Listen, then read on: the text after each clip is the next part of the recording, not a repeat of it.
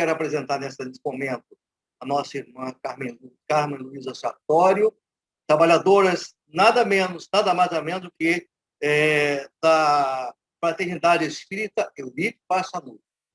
Então, sei que a Carmen, nessa noite, é uma enviada que vai nos dar um subsídio para que possamos ser capelães melhor, capelães do dia a dia, capelães do nosso local de trabalho também. E ela vai nos abençoar com o tema aspectos espirituais da dependência química. E com essas palavras, eu quero dizer, Carmen, boa noite, obrigado por sua presença, por sua solicitude, por atender as nossas necessidades enquanto trabalhadores dessa área. Seja bem-vinda. Obrigada, Luiz. Obrigada a todos. Obrigada ao Dilson, que fez o convite em nome da AMES. E obrigada também pela companhia de tantos amigos e alguns muito conhecidos que eu estou vendo aqui. O Wilson Ayub, o Dilson, lá do Clotilde, o Dilson, agora já nem é mais do... já colabora. Eles falam assim, é do Clotilde, mas na verdade a gente está caminhando, né? A gente está passando pelas casas, pela vida, colaborando. Está aqui também Gaian, está Rodrigo lá da CT, Marildes, quanta gente querida. Ô, Carmen, eu sempre falo que nós da capelania não somos de nenhum caso espírita, somos de todas as casas. A capelania é do movimento espírita, né? E nós somos o mundo, né? Quanto que nós estamos unidos agora nesse momento, e hoje é um tema que agrega, que inclui todo mundo dentro dessa, né? A gente vem num espaço que é da Associação Médica Espírita do Espírito Santo, mas a gente vem com o coração aberto, porque é um tema que é universal, a dependência química. Então, a dependência química como uma via de conhecimento, de despertar, de olhar com um olhar mais empático e amoroso ao nosso próximo. Como José Luiz disse, será que a gente pode só se dizer espírita, ou espiritualista, ou budista, ou seja lá o que for, só quando está dentro do ambiente? Outro dia eu vi até uma coisa na Netflix que se chamava I Am, é um documentário. E a pessoa foi entrevistar o próprio pai, que era um médico também, muito lindo esse documentário. E ele trabalhava no Hospital do Câncer nos Estados Unidos como prestando auxílio voluntário, porque lá não tem saúde pública, né? E ele falou que o que ele mais se sentia em conflito era quando ele ia na capela do hospital, que ele via que lá todo mundo era amigo. Latino era amigo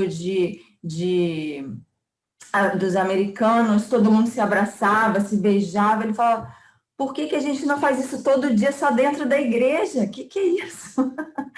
É lindo esse documentário, recomendo, é um bom programa para se assistir, bem gostoso, fala de coisas lindas, desse despertar da consciência, da prática da espiritualidade profunda. Isso é uma coisa que é aquela fonte que o Cristo falou, né? A fonte que quando a gente bebe, a gente já não tem mais sede. Então, sem mais delongas, eu vou compartilhar com vocês aqui a minha tela. Então, nós vamos falar dos aspectos espirituais da dependência química. É um tema que particularmente nos toca muito. O Rodrigo está aqui da CT Seguir.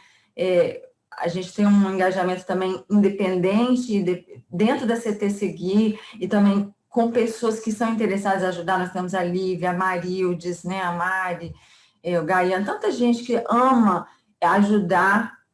E nós encontramos os dependentes, nós vamos para a rua, e esse olhar humano, mais do que nunca, nos tira de um local de cômodo, protegido, e nos leva para uma realidade incômoda, que a gente vai falar hoje, mas vamos falar com amorosidade, porque quando eu estou na Cracolândia, quando eu estou na rua, eu estou junto com alguém que é exatamente, estou junto comigo mesma. Eu estou junto com uma outra centelha divina. Eu estou junto com Deus. Então, essa visão é que a gente quer colocar hoje aqui, né? E trazer também o que leva a isso. Então, a dependência química. Tem gente que fala, dependência química é preguiça, é falta do que fazer, é não sei o quê, um monte de julgamento, um monte de preconceito. Eu lembrei de uma frase, né, de uma pessoa que participa de um outro grupo que a gente também participa, que se chama Mochuni, e ela colocou assim, é muito fácil falar de saúde quando você não é doente. Ela colocou isso assim de uma maneira até amarga, porque ela tem uma doença crônica, ela sofre muitas dores, e alguém colocou alguma coisa, acho que até que fui eu, e ela colocou, e eu pensei, realmente a empatia, quando a gente fala de alguma coisa, igual agora eu vou falar de dependente, é até fácil, cômodo para mim falar quando eu não sou dependente. Mas na minha família eu tenho dependentes químicos.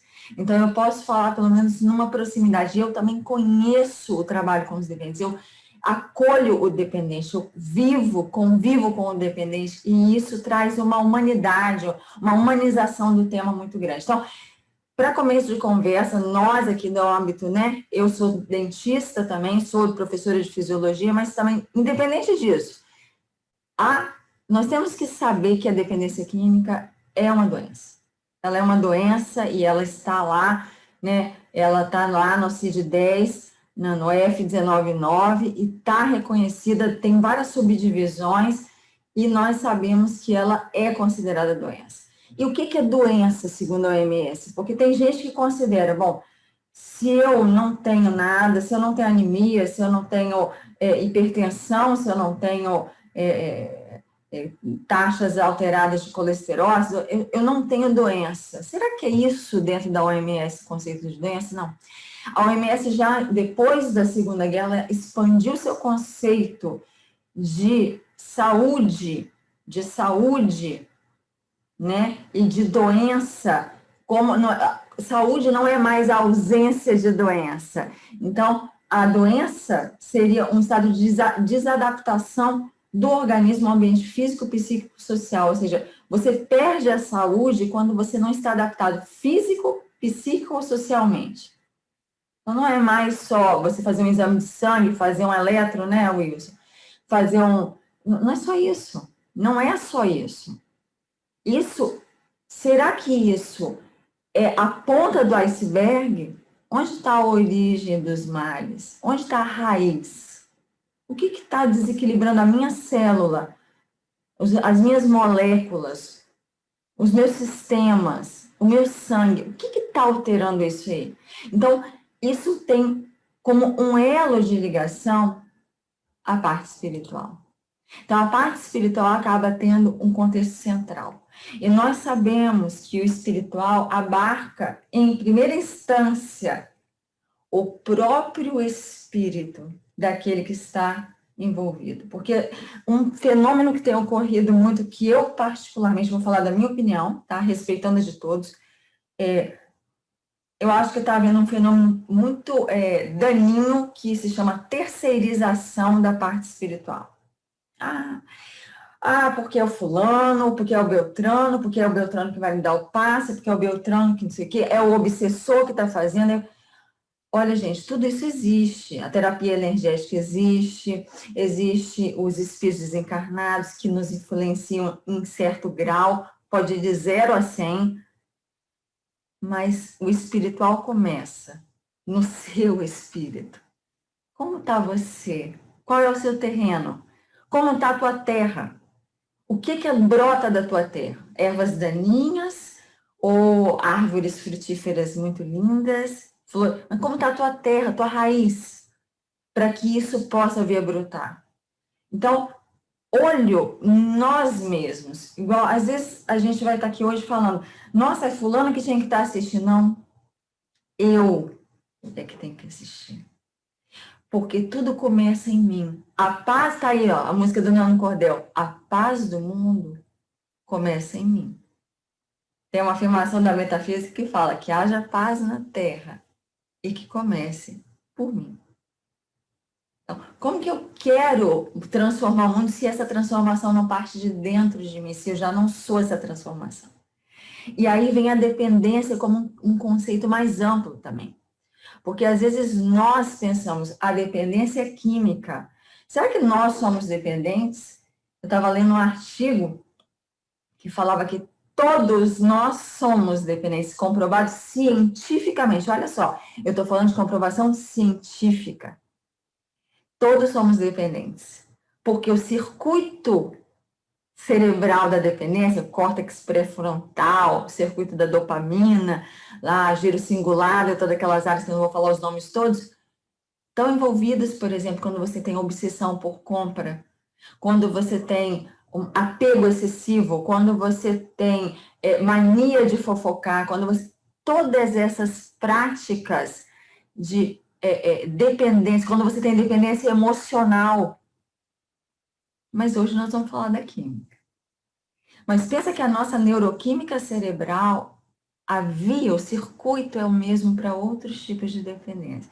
Então, vamos nos incluir nessa conversa de hoje. Vamos nos considerar dependentes. Vamos nos curar juntos, ok? Então, é um convite que eu quero falar para vocês. Então, o que leva à dependência? Personalidades toxicófilas. Tem afinidade por tóxicos. Por isso que a gente sempre fala, é melhor não ficar provando, porque você não tem um escrito na testa, eu posso me tornar dependente, eu tenho uma tendência. Tem gente que já tem relato, né? Talvez até alguém aqui da sala vai falar, não, eu na minha juventude eu provei isso e aquilo, mas eu nunca fiquei dependente, porque você não tinha uma tendência e nem uma personalidade que fosse afinizada a esse ponto. Mas tem gente que basta uma vez para que ela se torne dependente. Imaturidade da personalidade, ociosidade, imitação. Quantos não começaram a beber ou fumar porque viram os pais fumando e bebendo? Ah, mas álcool entra na lista como o número 1. O número 1 da dependência química. Tem gente que fica perseguindo, porque a marihuana, né, a maconha, a cocaína, o crack, tudo é dependente de substância de abuso e causa dependência. Mas sabe quem é a número 1 que causa feminicídio, violência doméstica, violência contra a criança, todo tipo de complicação? O álcool. E sabia que tem propaganda na televisão para o álcool e é permitido? Que coisa interessante, né, para a gente refletir. Sabia que nós somos os maiores produtores de cerveja? Interessante. Então, essa droga permitida, ela é a número 1 de dependência química no mundo. Então, vamos começar a ter um pouquinho mais de lucidez com relação ao que a gente considera dependência química. E vários estudos existem também teorias a respeito da dependência química. A teoria psicológica, que seria aquela que, então, fatores psicológicos seriam predisponentes, sociológico, congênito, ou seja, durante a formação do indivíduo no útero, durante a gestação, e hereditária. Como tem alguém na família, então eu também vou ter. Tem várias teorias que também falam, e tem muita, cientificamente até falando e comprovando que tem um vínculo disso daí realmente, que pode ser predisponente. Vamos gravar essa palavra agora, predisponente, tá bom? Porque a palavra predisponente, ela é boa porque ela inclui, mas ao mesmo tempo ela dá uma abertura para você sair fora. Então, uma das coisas, né, que a gente vê até no livro dos Espíritos é dizer essa questão da fatalidade. Bom, já que a pessoa nasceu naquele local, não tem mais jeito, né? Ela tá fadada a passar por aquilo ali. Mas o que eles dizem? Que há uma exposição, mas que há também pode haver o mérito da resistência naquele contexto. Então, nós não estamos fadados àquela situação. Mas um entorno desfavorável é um importante predisponente. E nós vemos isso, sim, o risco social é algo muito, muito importante. Por isso, gente, a educação, as condições para lazer, para esporte, para que a juventude cresça mais sadia, bem instruída, né, com uma boa leitura, com uma base filosófica, cultural, espiritual, faz com que o entorno te tire da excessiva exposição que poderia facilitar que este indivíduo se tornasse independente. Então, é preciso ter o olhar lá na raiz da sociedade. Nós temos uma política dentro do Brasil e também em outros países, não estou dizendo nada contra especificamente o nosso país, mas essa questão puramente repressiva, combate ao tráfico, prisão dos traficantes, prisão dos dependentes, veja, mas onde está a raiz? Vamos usar um princípio. Se o fruto está amargo, e sempre eu arranco o fruto e nasce outro mais amargo, e outro ainda... Onde está a raiz? A raiz está lá no solo, onde está faltando educação, está faltando cultura, está faltando incentivo ao esporte, acolhimento. Então, isso é a raiz. E como é que o fruto vai sair com gosto diferente? Então, a gente também tem que ter esse olhar mais inclusive de uma perspectiva mais ampla da onde que está facilitando ou estimulando essa realidade. Então, o corpo físico, onde a gente está vendo a dependência química, porque é uma doença, a gente já viu, é uma exteriorização grosseira do corpo espiritual. Quer dizer que é lá no espírito que está havendo um cliquezinho? Sim, já nos diz Emmanuel, no Consolador, que as chagas da alma se manifestam através do envoltório humano. A patogenia é um conjunto de inferioridades do aparelho psíquico. Isso podia estar lá no boiolo, né, no livro de patologia, lá estampado, para que a pessoa entendesse que toda aquela manifestação externa nas suas células, nos seus sistemas, elas têm uma origem interna. Estão expurgando alguma energia que está concentrada, obstruindo. A medicina chinesa, alguns de vocês aqui da sala, não sei se talvez tem conhecimento, algum dos médicos talvez conheça a medicina chinesa, a acupuntura, tem os meridianos do nosso corpo, né? A circulação do Qi e do Shui, né? Das energias. E quando obstrui por um bloqueio emocional, por um bloqueio energético, o que acontece? Aquela região vai manifestar na célula, na molécula, vai alterar o sistema e vai haver a lesão patogênica. Então, é para a gente entender que isso tudo tem uma amplitude, tem um sentido realmente. Então, aqui fala também para nós que, falando aqui, ó, com a persistência, o homem traz ao renascer o germe das suas imperfeições. Eu sempre gosto de ver isso, o germe das suas imperfeições, né? Os instintos, os pendores para tal ou tal vício. Ele não fala a fatalidade. Então, há uma tendência, e às vezes ela é muito forte. Então, também a gente tem que ter empatia. Ah, eu jamais faria isso. Será que você tem a mesma realidade do outro? Até mesmo a mesma bagagem espiritual do outro? Trouxe as mesmas predisposições? Então, a gente tem que ter um olhar mais amoroso para ver que o outro, ele está fazendo o melhor que ele pode, mas talvez ele não consiga superar agora. Ele precisa de ajuda. E talvez ele não queira ajuda, ele vai querer mais para frente. Esse olhar é o olhar compassivo, o olhar empático. Então, esse abuso em reencarnações prévias pode causar essa predisposição, como forma de provação, expiação ao serviço. Mas e aí, o que a gente pode fazer? Nós estamos falando de pandemia agora, né? A Covid, de fato, inegavelmente, é uma pandemia. Ou seja, vários continentes foram acometidos por um vírus que tem uma infectividade alta e tem alguns casos muito graves e que levam a uma letalidade alta. Ok, isso é uma coisa que se manifestou na matéria. Mas existe uma outra pandemia, segundo Joana de Ângeles, que é essa busca de preenchimento e realização pessoal, de existências mais felizes, significado. E aí vem essa pandemia psicopatológica de vidas vazias.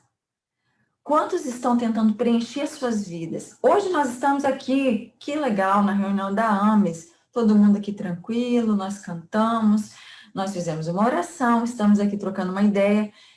Será que todos hoje estão nessa situação? Ou será que às vezes alguém está numa situação de risco, isolado, num ambiente hostil, sofrendo violência doméstica, chorando, com muita dor, dor física, dor moral, dor emocional? será que essa pessoa vai sentir a mesma coisa que eu estou sentindo agora, que tranquila na minha casa, acolhida? Então, quando a gente se coloca empaticamente no lugar do outro, veste, né, calça os calçados do outro, a gente percebe, poxa, será que eu faria melhor, pior ou igual se eu tivesse no lugar dessa pessoa? Tivesse passado o que ela passou na infância, tivesse sido criada na privação que ela foi criada. Então, esse olhar, a gente vê que esse vazio tem que ser preenchido por alguma coisa. E às vezes a pessoa só vai enxergar como uma maneira dela ter prazer, alívio, porque a gente vai ver que a dependência química só existe porque ela é prazerosa. Não adianta a gente demonizar e falar, a dependência química, nossa, é uma loucura, uma coisa ruim dessa. Se fosse tão ruim, teria tanta gente dependente? A pergunta que eu quero lançar para vocês. Ruim não no sentido conceitual, tá? No sentido de o que ela causa no corpo. O circuito todo físico é o circuito do prazer, e nós vamos ver isso. Então, a pessoa já está vazia, sente dores, ela quer se aliviar, ela quer sentir prazer de alguma maneira.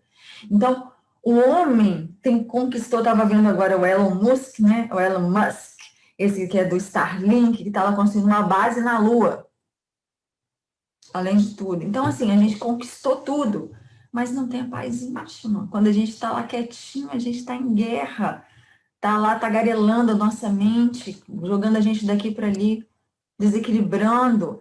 E o que a gente faz? Não resistindo às pressões, desequilibrados com facilidade, fogemos em busca de alcoólicos, tabacos, drogas alucinógenas, de natureza tóxica. Vou incluir mais uma aqui. Pode? Pode, pessoal. Redes sociais. Redes sociais, Vocês sabiam que as redes sociais, os circuitos que ativam quando a pessoa ganha like, quando a pessoa é tudo é o mesmo circuito da cocaína, do crack, do álcool, de tudo isso. Fofoca. Então, a dependência de uma coisa e sentir prazer com aquela coisa, o circuito praticamente é o mesmo. Então, o que eu quero falar para vocês é que a dependência química e todas as dependências são doenças que vêm do espírito. O espírito, ele é livre, ele é transcendente, ele é luz, luz pura, é centelha divina. Calcula, gente, o que é ter dentro da gente uma centelha divina? Quais são os atributos da divindade? Quem é que vai falar para mim? Vamos ver. Atributos da divindade. Quem vai fazer a tarefa do dia? Vamos abrir o microfone. Quem vai falar para mim? Deus é? Onipotente. Onipotente. O que mais? Onisciente. Onipresente é amor. Alguém colocou amor. Porque amor. Deus é perfeito. Misericordioso. Misericordioso. Então, é a figura da perfeição. Ele é a perfeição. Onde está Deus? Onde está Deus? Dentro de cada um de nós. Dentro de cada um de nós. Na nossa consciência, né? Na nossa consciência. Então, veja, o que nós temos que fazer com a nossa consciência? Expandir a nossa consciência. Lembra, eu falei que o Cristo foi o maior coach de todas as épocas. Ele, no nível que ele estava, o que ele fazia? Ele poderia ter falado, nossa, esse pessoal tá acabado, esse pessoal tá zerado. Como que esse pessoal é ignorante? Não. Vós sois o sal da terra, vós sois a luz do mundo, podeis fazer mais do que eu faço. Vós sois luz, fazei brilhar a vossa luz. Será que o Cristo era mentiroso? Alguém acha que o Cristo falava mentira? Porque se você acha que você não vale nada, você acha que o Cristo é mentiroso. É duro, hein? Se você acha que o seu irmão é lixo, eu tenho visto as pessoas chamarem as outras de lixo. É lixo, fulano é lixo. Você está achando que Deus é lixo. É duro, hein? É duro isso aí, porque o outro tem centelha divina igual a você. E aí, gente? Isso nos leva a um princípio de empatia muito forte. Todos temos um Deus dentro de nós, uma centelha divina. Todos esses princípios que vocês falaram de perfeição estão em nós. Por que que eles não funcionam? Porque nós estamos com a chave do baú sentada nele. Vocês já viram aquela passagem do Eckhart Tolle, no livro Poder do Agora? Não sei se alguém já leu esse livro. Onde ele fala que um mendigo ficou 30 anos mendigando na porta de uma igreja. Até que um dia alguém virou para ele e falou assim: oi, ei, você tá rico, cara. Ele falou: que isso? Tá louco, eu sou um mendigo. Ele falou: você tá sentado num baú que tá lotado de joias, diamantes, moedas de ouro. Ele falou: não acredito, esse cara tá louco, entendeu? Tá louco. E aí o cara foi embora e ele ficou ali mendigando ainda mais um tempo. Depois ele falou, olhou pro baú, pensou: caramba, eu vou levantar. Levantou, olhou pro baú. Daqui a pouco ele tomou coragem e abriu o baú. Quando ele abriu, estava lotado de tesouro. E esses somos nós.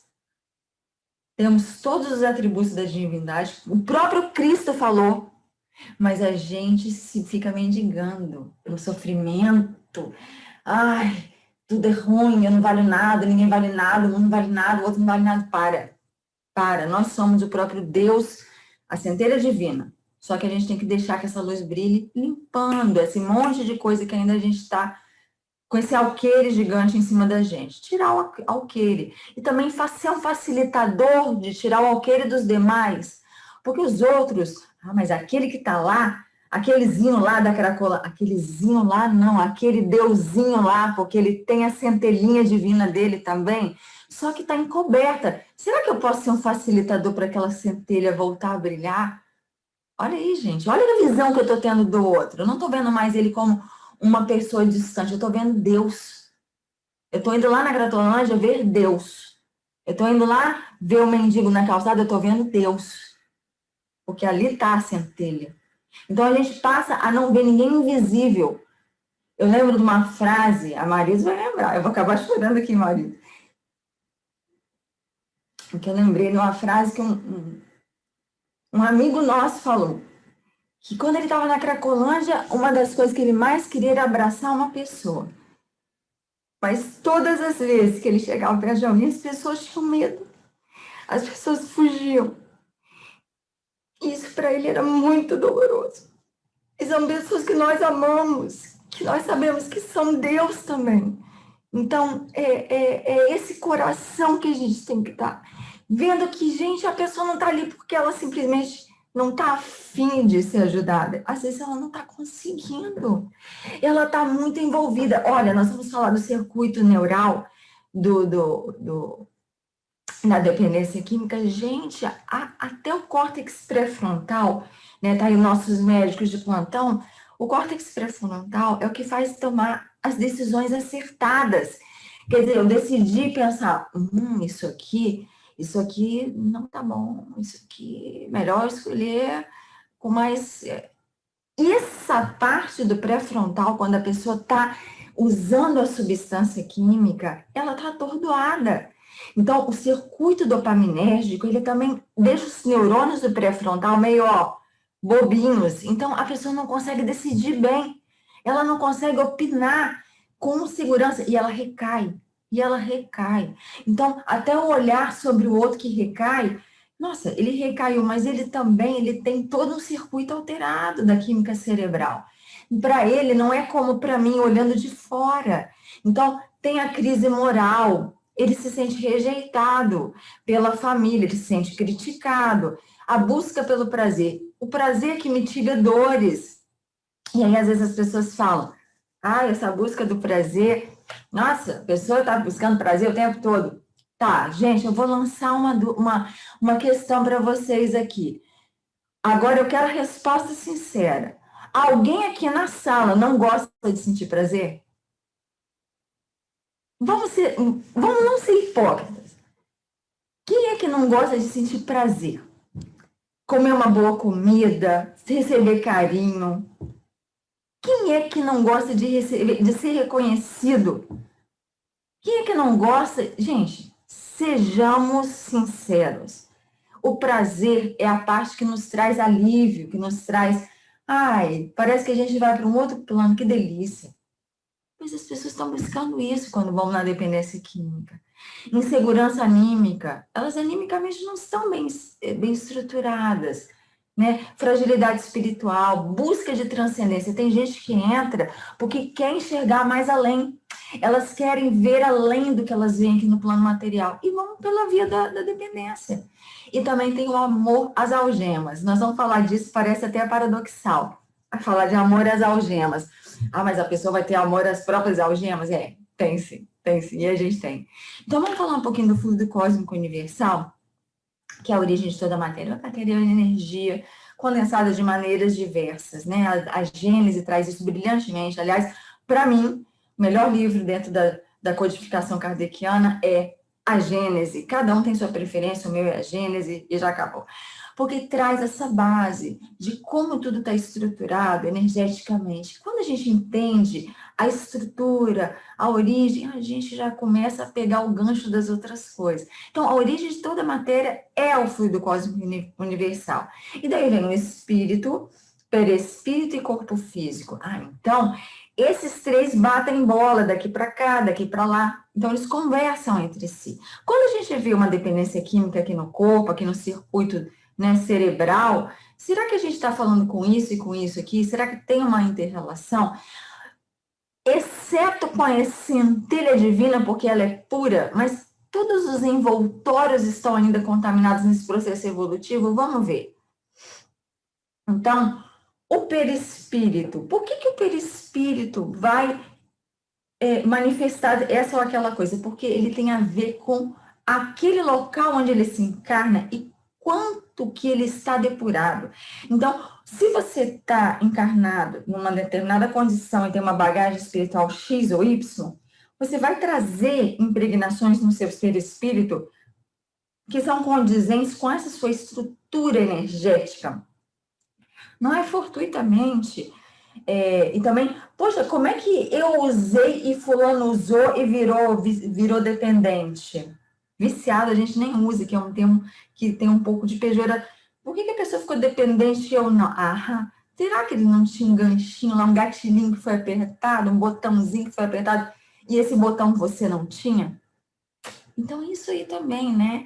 Então, toda essa constituição íntima do perispírito não é idêntica. Se engana quem pensa que é idêntica em todos os espíritos terrenos. Mas já que veio para a Terra, né? Não. Você tem a ver com o seu progresso moral, com o seu progresso consciencial. Então, essas necessidades também vão em consonância com isso aí. Então, o perispírito, gente, ele além de ser união do corpo físico, né? Ou seja, esse intermediário entre o espírito e o corpo físico, ele também vai ter estados diferentes e vai ser a sede dos fenômenos psicológicos, fisiológicos e patológicos. Calculem. Você está lá vendo a pessoa com um carcinoma e vai passar e vai ver que tem uma lesão perispiritual. Então, ele é que vai ser a sede dos fenômenos. Então, a gente realmente vê que é uma irradiação dele no corpo que manifesta essas deformidades que a gente vê físicas ou dependências, etc. Interações mediúnicas, também sensações exteriores. E os órgãos vão refletir também. Por quê? Nós temos centros de forças, tanto no duplo etérico quanto no perispírito. Bom, eu vou botar aqui os 7 para não complicar a cabeça de vocês, porque tem muitos outros. Então, os centros de forças, né, coronário, frontal, laríngeo, cardíaco, esplênico, gástrico, genésico, eles estão conectados a diversos órgãos e sistemas vizinhos a eles. O que acontece? Por exemplo, se nós estamos condensados de emoções, de sentimentos, de traumas, nós vamos carregando esses centros de forças e obstruindo. E, além do mais, sabemos que, já está descrito, que também é o corpo perispiritual que dá forma aos elementos celulares. Então, as células, você está vendo lá o neurônio ali, todo bonitinho, fazendo suas sinapses, suas conexões. O que acontece? Os elementos celulares vêm também da formação através do corpo perispiritual. Então, o sangue está fortemente irradicado com o corpo perispiritual. Então, quando você fala assim, fulano é sangue bom, Olha, tem até a ver, porque claro que o sangue, em estrutura, ele é o mesmo. Nós temos elementos, né, hemácias, elementos, as linhagens das células brancas, temos plaquetas, etc. Mas veja, se você for ver por esse lado energético, será que isso tem fundamento? Isso aqui eu estou tirando de literatura espírita, mas vamos trazer medicina chinesa. O Qi e o Shui, já ouviram falar? O Shui é o sangue, que leva a energia a circular pelos meridianos do corpo. Olha a conexão. Todas as ciências espirituais são confluentes, vocês sabem disso, né? Elas, sempre que você vai lendo com o coração aberto, né, sem ideologia fechada, você vê que elas confluem. Então, o sangue é o elemento básico de equilíbrio do corpo perispiritual. Isso lá em Missionários da Luz, tá? É da André Luiz, que era médico também que está trazendo. E aí fala que os neurônios têm relação íntima com o perispírito.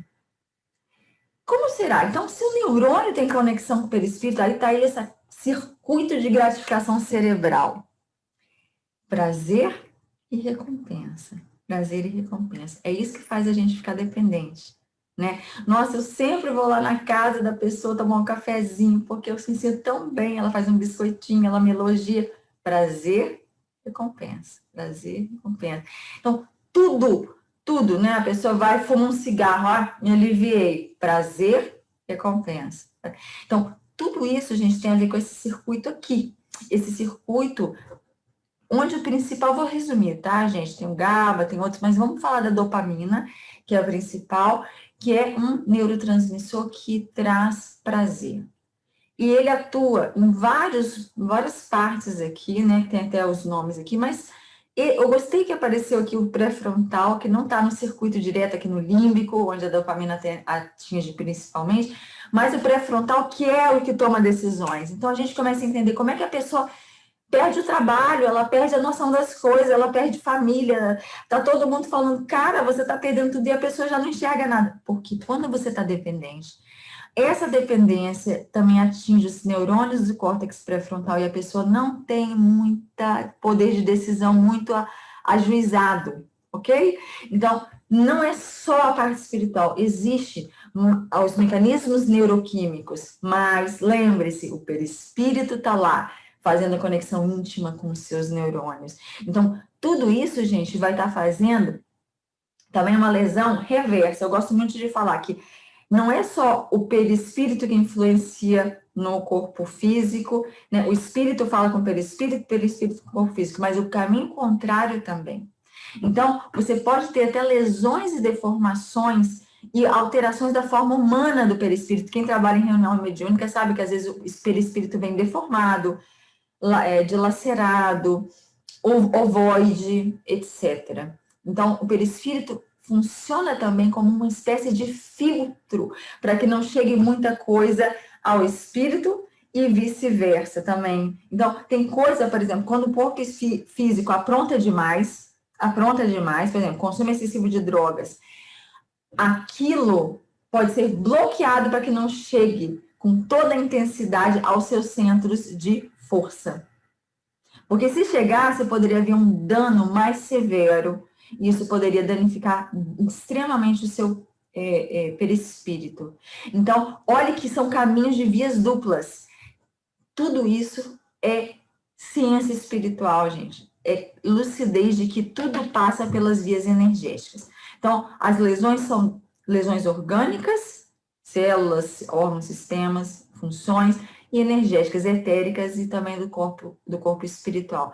E as influências espirituais? A influência espiritual, eu quero que a gente coloque aqui, gente, como uma coisa que é de comum acordo. Porque é como se eu falo assim, olha, Edilson, vem aqui na minha casa, na hora que você chegar eu abro, você toca o interfone. Então, naturalmente, é comum acordo quando alguém vem nos visitar, tem alguma coisa que abre portas.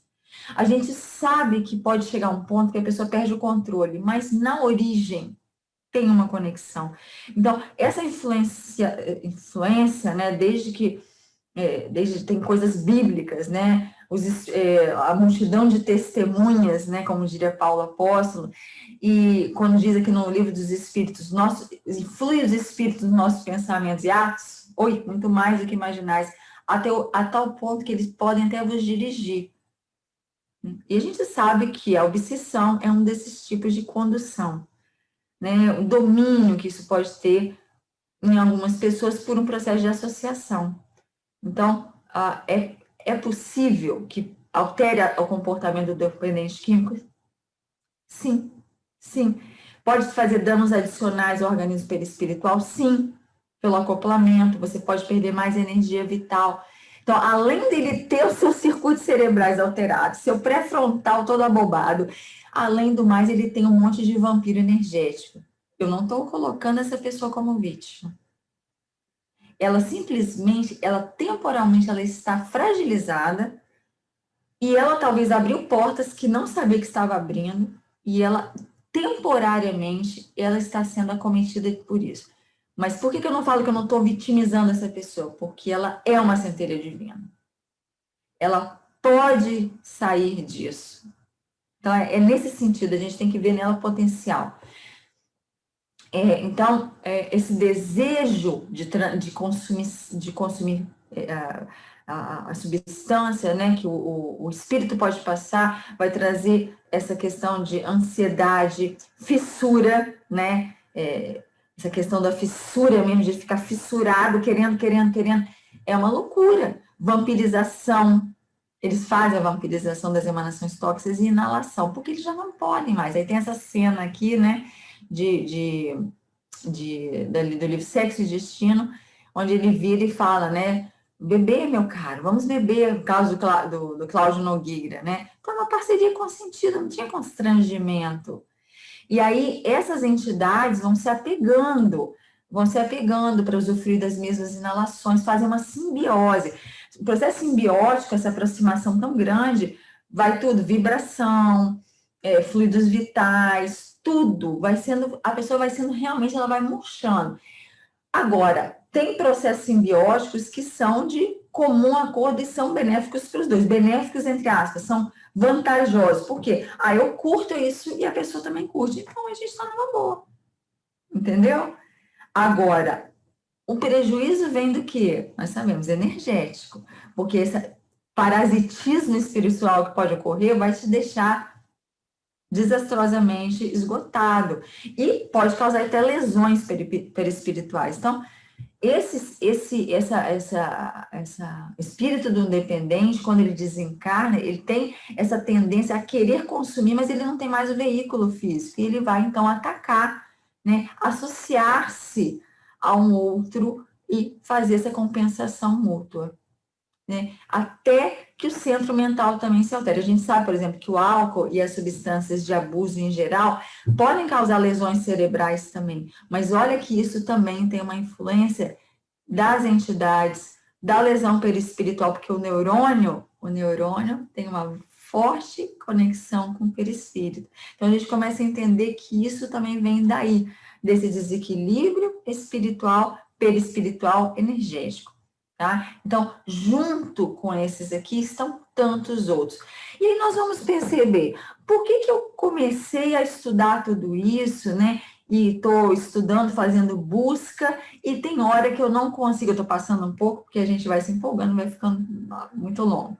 Então, o que acontece que às vezes as pessoas, quando desencarnam, voltam para esses ambientes? Porque elas têm que buscar o que elas estão afinizadas.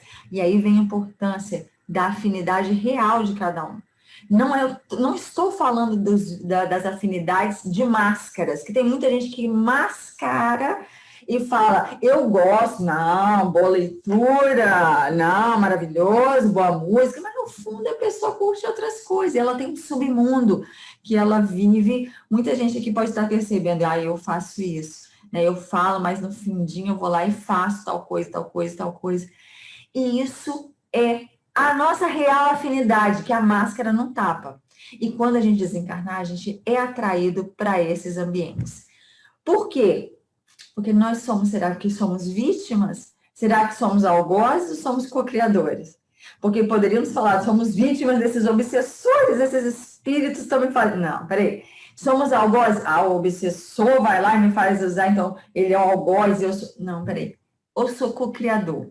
Porque onde eu ponho, né, essas rádios aqui, onde que eu coloco o meu dial, né, onde que eu faço a minha sintonia, eu posso pegar AM, FM, eu posso pegar Antena 1, eu posso pegar a CBN, depende onde que eu sintonizo. Outra, a mosca vai pousar onde não tiver uma ferida aberta? Será que a pele for íntegra, ela vai ser atraída? Então, nós entramos agora no aspecto de cocriação, compreendendo que nós somos grandes, né? Nós somos, até mesmo pelo nosso atributo divino, porque Deus é a origem de todas as coisas e nós somos centelha divina, então nós somos co-criadores de todas as coisas. Então, uma situação, quando a gente vive, a gente tem que pensar, eu co-criei isso. Mas essa pessoa na minha vida, eu atraí essa pessoa. Eu atraí essa pessoa. Como que fiz isso?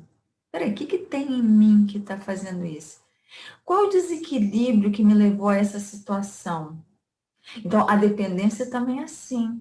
Qual foi o momento que eu comecei? Como eu estava? Eu me entreguei à tristeza. Eu não busquei ajuda. Eu preferi a dependência. Foi uma saída rápida, fugaz. O prazer que me trouxe foi mais rápido, mas me destruiu. Então, não estamos aqui julgando, tá, o dependente. Nós estamos só relatando que é assim. A busca daquele circuito lá do prazer pode nos levar à busca do prazer rápido. Porque, gente, por exemplo, vamos citar uma droga bem potente para dependência, que é o crack. O crack, ele tem uma descarga dopaminérgica tão alta, mas tão alta, que a pessoa fica noiada. Eles chamam de noiada. O que é noiada? Ela tem uma descarga de prazer tão alta na primeira vez que ela usa, que ela fica depois buscando alcançar isso de novo. Só que ela não consegue. Então, as drogas que são, as substâncias químicas que são muito prazerosas, elas são as que mais causam dependência. Então, muita atenção nisso. A pessoa que ela quer prazer, ela quer aliviar a dor, ela quer viver algo bom. Então, essa busca da dependência vem daí. Então, qual seria a terapêutica? Como que a gente pode ativar esses circuitos cerebrais sem essas substâncias químicas? Vamos lá. Então, no aspecto físico, você tem os médicos, os psiquiatras, né? Tem vários psicólogos, terapias, grupos terapêuticos, sociais, tem N, né? Amigos, as escolas, enfim, a sociedade civil, tudo isso ajuda. Porque quando a gente vê o dependente, uma das coisas que ele mais teme é ser julgado, tá? O julgamento destrói a pessoa. Arrebenta a pessoa, mata a pessoa. A pessoa não consegue se recuperar e ela acaba caindo de novo. Não estou falando que é o julgamento que faz cair, mas o julgamento é um facilitador.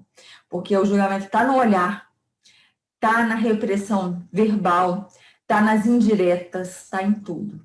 Está em tudo. Então, é muito triste ser julgado, tá, gente? Então, é bíblico, né? Não julgueis para não seja julgado. Se coloca no lugar do outro. E aí, espiritual, gente, aí, a busca do autoconhecimento, a expansão da consciência, experimentar Deus em nós, saber que a gente é uma centelha divina. Eu coloquei a casa espírita, porque nós estamos num ambiente aqui que é da casa espírita. A casa que a pessoa quiser, entendeu? Se ela quer ir para um lado, para o outro, quer frequentar o budismo, deixa a pessoa fazer sua busca espiritual. Ela tem que se reencontrar com esse Deus aqui, ó. E nós, com a nossa mentalidade que já é mais lúcida, temos que ser facilitadores. Facilitadores. Atendimento fraterno, levar essa pessoa a transcender, saber que ela tem em si um manancial maravilhoso, que a gente confia nela, que a gente crê que ela pode sair, que ela tem Deus nela, que ela é... Olha, a pessoa se sente capaz, né? Vibrar com cada conquista, dar o ombro em cada recaída, porque, gente, não é fácil. Não é fácil, a gente tem visto o processo, é luta, tá? É luta para a família, que são os codependentes, para os amigos, é luta. Então, a gente tem que prestar apoio, porque se a gente já tem essas possibilidades, por que não? Sabe o que pode prestar apoio? Escutar. né? Então, a gente está num planeta que ainda está entre expiação e provas e transição. Poxa, vamos fazer tudo para a gente passar por uma dimensão mais avançada. Vamos nos desfazer de tudo que não é mais necessário. E vamos ajudar, facilitar que todos também despertem para isso. Então, o espírito, quando ele vai amealhando, né, adquirindo conhecimentos, esse grau de perfeição vai se manifestando. Isso já está aí na Gênese. Esse mundo de expiações e provas é carregado de vícios ainda, realmente. Tem muita imperfeição moral. Mas, gente, mas também tem os contrastes. Poxa, nós já temos tanta vivência espiritual. Eu não quero mais falar de conhecimento. Eu cansei do conhecimento, tá, gente? Me dá licença. Hoje eu estou falando, eu posso falar o que eu quiser. Eu cansei do conhecimento. Vamos fazer isso, não vamos fazer nada disso tudo. Vamos fazer vivência. Vamos vivenciar Deus em nós. Vamos visualizar amor, vamos emitir luz. Vamos trazer as pessoas para a prática da gratidão, para bem dizer o Deus que está no outro. Prática. Chega de tanta teoria, gente. Chega, já deu. Tem teoria demais, a gente já tem esses conhecimentos. Conhecimento só é sabedoria quando tem prática. Vamos ser sábios. Tá? Então, a gente tem que se desvincular, ser esse homem novo, para partir para essa nova dimensão, mas a gente está muito agarrado no que nos dá prazer. Eu gosto tanto dessa frase do Sri Aurobindo. O mundo inteiro ambiciona a liberdade, porém cada criatura adora os próprios grilhões. Esse é o principal e mais inextricável paradoxo da natureza humana. A gente, ao mesmo tempo que fala contra, a pessoa sai, a gente vai fazer um churrasquinho cervejado, a pessoa acabou de sair de um tratamento de dependência. Não pode, gente. A gente tem que despojar-se dessas energias mais densas para a gente poder constituir algo novo. Não estamos sendo aqui preconceituosos, não estamos atacando nada, gente. A gente ainda está no mundo material, a gente ainda está nessa coisa, a gente ainda tem necessidade de prazer, mas vamos ser lúcidos. Os grilhões dos vícios emocionais, dos vícios verbais, dos vícios dos preconceituosos, racistas, etc. Isso tudo, gente, são grilhões do homem velho. Vocês já imaginaram o Cristo? Né? Sabe aquela coisa, tem aquela música antiguíssima que era assim, amar como Jesus amou, sonhar como Jesus sonhou? O que o Cristo faria no meu lugar nessa hora? Ele falaria, você é luz, vem cá, vamos fazer brilhar essa luz. Então, essa visão, esse desacoplar-se do que não é mais necessário para nós é fundamental para a gente passar de fase. O melhor antídoto ainda é a espiritualidade, mas a espiritualidade mesmo é vivência da espiritualidade. Ou seja, dependência rima com transcendência. A gente pode transcender, passar à frente disso. Quem sabe isso não é um gatilho para a pessoa perceber, nossa, cheguei aqui nesse ponto, eu preciso resgatar o que tem de sentido na minha vida. Então, transcender, viver e iluminar-se, encontrar o divino em si mesmo, como a gente acabou de falar, vocês vieram falar. Onde está Deus? Está lá no alto dos montes também está lá, mas está em mim. E está em todos os seres vivos. Vamos redescobrir essa riqueza, esse tesouro, né? Claro que o primeiro passo é a pessoa se querer ser ajudada. Existe um tempo, nós temos que respeitar. Podemos sempre estender a mão, né? Retomar a vontade, o livre-arbítrio. O auxílio espiritual e energético ajuda muito. Então, nunca despreze, né? A gente, porque sempre existe essa tendência, essa predisposição à dependência, mas não é um arrestamento definitivo e irreversível. Sempre pode haver uma vontade de sair disso. Eu lembro muito de algumas pessoas que saíram da rua falando, eu queria sair, mas ninguém me ouvia. Eu chegava para falar, a pessoa corria de mim, me dava as costas. Eu queria pedir ajuda. Eu queria pedir para que me dessem ajuda. Eu lembro sempre da história que uma amiga nossa, Mari, contou, que ela estava no estacionamento e veio uma pessoa, um morador de rua, e falou que queria ajuda, não aguentava mais ficar na rua. E aí ela ajudou essa pessoa. E quantos, né? Tem aí a Marildes, que está aí também, e, enfim, tantas pessoas que já foram e acolheram pessoas da rua, a gente vê que quando a gente olha nos olhos dessa pessoa, enxerga ela, pensa, é Deus aqui falando comigo, é a centelha divina falando comigo. Então, o amor reconecta a gente com essa pessoa na mesma hora. Ela não é mais invisível, ela é um ser humano igual a mim, poderia ser um filho meu, poderia ser um irmão meu, poderia ser minha mãe, poderia ser meu pai. É o próprio Deus manifesto. Então, é que a gente, com esse olhar amoroso, né, e despertar essa vontade através da terapia energética, da palavra amiga, da escuta sem julgamento, porque é isso que as pessoas precisam, não ser julgadas, né? Então, quando a gente pede auxílio, sempre esse auxílio vem. Se você quer ser livre, peça ajuda, entre em contato com sua centelha divina, peça aqueles espíritos luminosos que venham te abençoar e você vai alcançar. Não haverá paixões irresistíveis. Um espírito sempre pode vencer a matéria. E aí a gente vê que realmente na casa espírita isso é possível. Em qualquer lugar onde existir boa vontade, isso é possível. Onde existir um coração amoroso, isso é possível. Então, isso começa lá, né, na infância, na adolescência, estimulando a espiritualidade nas suas bases. Também a atenção mediúnica, a terapia energética, através do passe magnético, água fluidificada. Se a pessoa gosta de tomar o seu reiki, ela toma o reiki, ela se cuida, ela faz terapia, ela faz atenção psicológica, psiquiátrica. Temos que integrar os pilares para que a pessoa se sinta plenamente acolhida e capaz.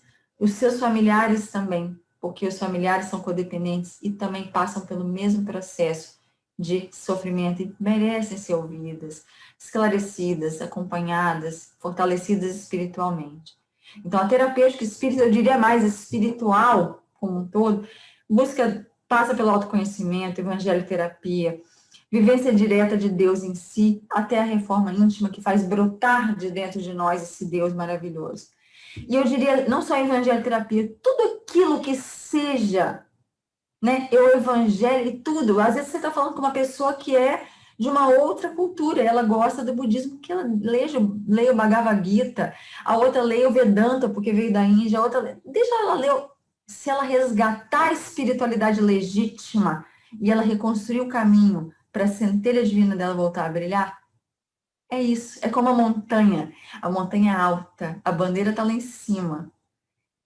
Quando eu subo pela minha trilha, eu pensei, é a melhor que tem. Quando eu chego lá em cima e olho para baixo, tinha teleférico, tinha escadinha, tinha rapel, tinha tudo para chegar lá em cima. Todos os caminhos são válidos, se levam a gente até o caminho dessa descoberta. Né? Conhecereis a verdade os libertará. Vamos viver Deus.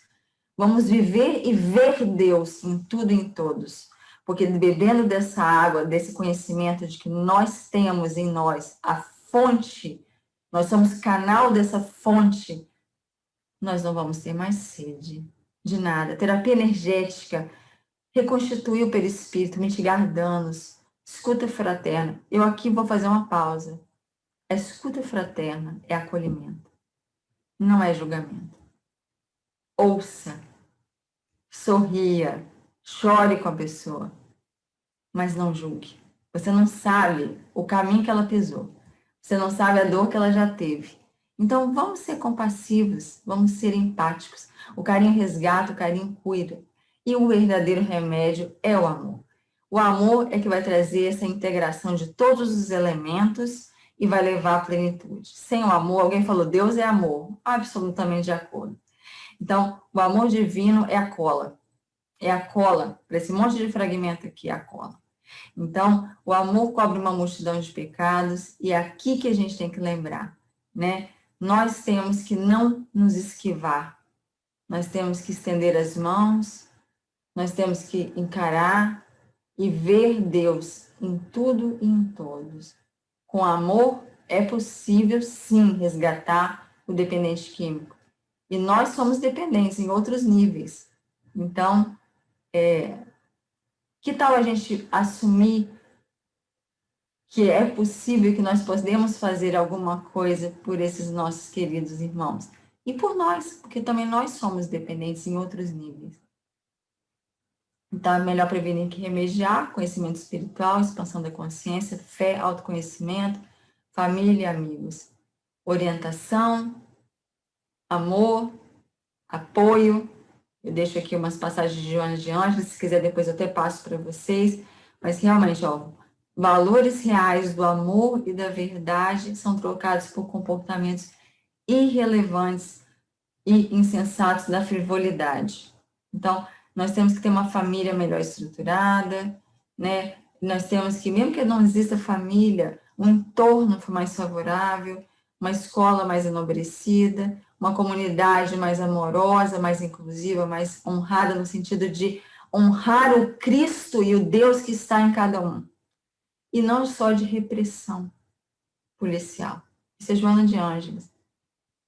A repressão, gente, é a ponta do iceberg. A raiz não está aí. A raiz está na amorosidade que faltou, no carinho que faltou, no reconhecimento que faltou. Então, onde a gente pode atuar? A gente pode atuar na prece, no amor, na acolhida, no atendimento fraterno e nessa conexão empática que vai nos levar realmente àquele que tem conhecimento espiritual, que somos nós, não deixar de realizar a conexão com essa realidade e não deixar de comunicar e de fazer algo para a erradicação desse terrível flagelo da humanidade. Então, que o amor seja essa energia motriz, que essa centelha divina que está falando com vocês aqui, ative a centelha divina de vocês para que a gente faça alguma coisa, com o propósito de concorrer para a ascensão espiritual da criatura humana às faixas superiores da vida.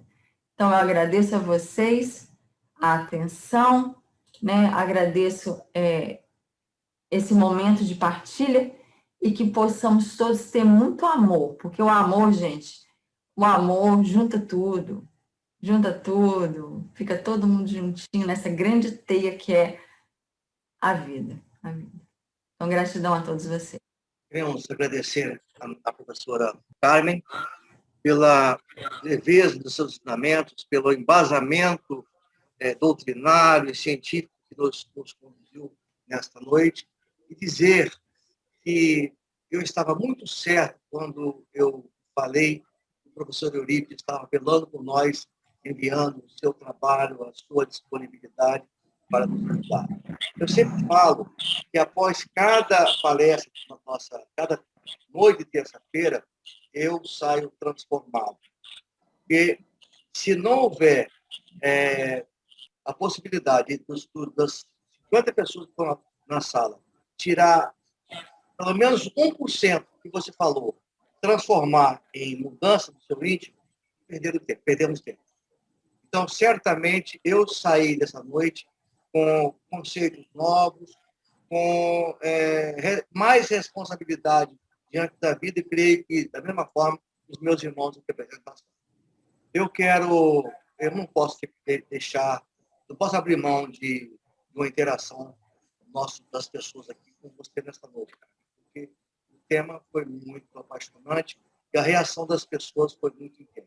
Não quero abrir, mesmo que seja breve, peço perdão pelo horário, mas abrir espaço para que alguém possa fazer o contato. Eu queria agradecer imensamente a palestra. Assim, estávamos eu, meu irmão Humberto e meu marido Elísio, ouvindo, assistindo, e veio um momento assim que eu agradeço muito, porque eu tenho um irmão que é dependente químico, o Zé Luiz conhece, a família da capelania conhece, a luta que nós vivemos, né, que é um problema da família, não é só dele, e há 30 dias ele perdeu a esposa, está simplesmente sem chão. Há 8 meses, antes da esposa morrer de câncer, ele teve um AVC, 2 AVCs, aliás, né? Então ele está com sequelas do AVC. A gente já havia mudado, né? Nós mudamos de local, morava toda a família junta. Meu pai mora comigo, então eu estou presa, assim, cuidando do meu pai sem poder dar muita assistência. Nós estamos dentro do problema junto com ele. Ele não se tornou dependente sozinho, né? fomos criando tudo isso juntos. Então, eu agradeço muito. A palestra veio assim, foi muito elucidativa, reforçou certas atitudes que a gente tinha dúvida, né, para tomar, fez a gente refletir sobre outros aspectos e muito obrigada. A gente ouve muito, eu já visitei muitos projetos de recuperação, a gente fazia um trabalho lá na Casa Espírita, não propriamente com dependentes, mas auxiliando projetos de recuperação. E a gente ouve falar que o dependente precisa querer ser ajudado. Em outras situações, tem famílias que levam o dependente à força, né, para determinados projetos. O que você diz a esse respeito para nós? Francisco, a gente ouve de tudo. O apoio da família, às vezes, ele parte de uma coisa de querer dar o tempo da família para o dependente.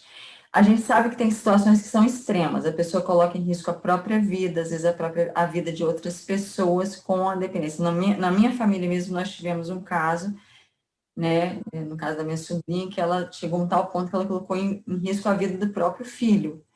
Então, a família teve que intervir por uma situação extrema, mas a gente sempre tenta a via do diálogo, da escuta, de oferecer a ajuda, né? Porque oferecendo ajuda, você mostra que você amorosamente quer o bem do outro e tal.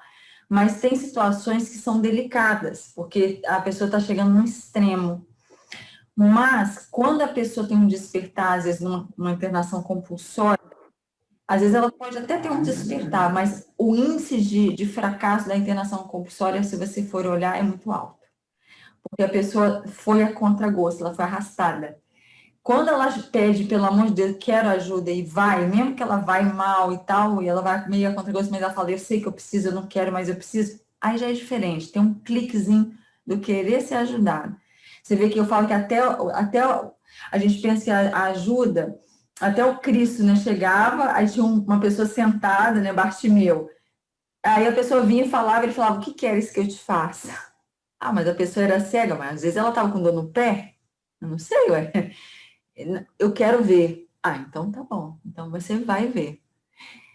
Essa coisa da ajuda, tem situações que realmente é importante oferecer ajuda. Oferecer ajuda, dar o ombro. Mas tem hora que a pessoa não quer de jeito nenhum. E aí é duro, mas tem hora que você tem que fazer um processo de esperar o tempo dela. Sempre observando, porque tem situações que são extremas, que aí talvez tenha uma interferência realmente mais incisiva. É muito delicado esse tema, é muito cheio de nuances, né? Mas, enfim. Carmen, eu queria fazer mais uma provocação. Qual deve ser o comportamento das famílias que estão te ouvindo nessa noite no sinal de trânsito? Agora é plaquinha. Estou com fome. Estou sem emprego. Qual deve ser o comportamento nesse caso? O que você sugeriria? Duas coisas. Oferecer ajuda e fazer uma terapia energética à distância bem estruturada, para que você vá desmobilizando toda aquela situação energética, espiritual, para facilitar que o coração vá manifestando, né, uma abertura. Então, pode ser, cada um dentro do seu, alguém colocou até aqui no chat, né? Alguém era do evangélico, pede a pessoa para fazer oração lá no grupo, põe nos grupos todos, manda reiki, faz o que quiser, mas atua energeticamente. Por quê? A densidade que a pessoa fica é muito grande.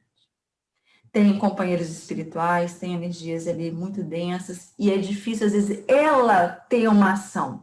Então, quando eu tenho uma coisa que eu faço, que é um decreto, assim, é como um decreto, que eu aprendi até com uma amiga minha que estuda metafísica, que eu acho lindo esse decreto, que é falar, quando você lembra da pessoa, você fala, bendigo o seu Cristo interno, bendigo o seu Cristo interno, bendigo o seu Cristo interno. Você vai fortalecendo naquela pessoa energia da sua centelha divina, para que ela remonte. Porque é difícil sair daquela capa energética, precisa de auxílio energético. Então, põe o nome na casa espírita, põe o nome onde estiver colocar, põe no rei, põe Porque a energia tem que abrir, tem que melhorar, tem que reestruturar para que ela tenha condições de dar o passo.